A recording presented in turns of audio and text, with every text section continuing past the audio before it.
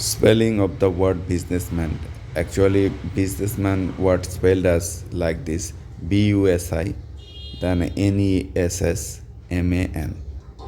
Look at the number of syllable it has. The businessman word has three syllables. First syllable is look, busy, then ness, then man. So you need to focus on syllable actually. And here is the memory trick that will help you to memorize this word clearly.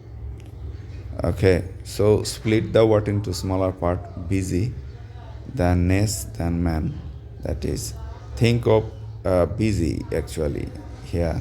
Since business people are often busy, instead of why you need to add I. Busy. Business people are always busy.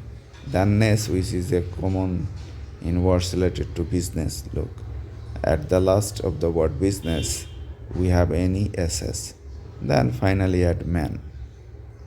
The plural form of businessman will be like this: businessman.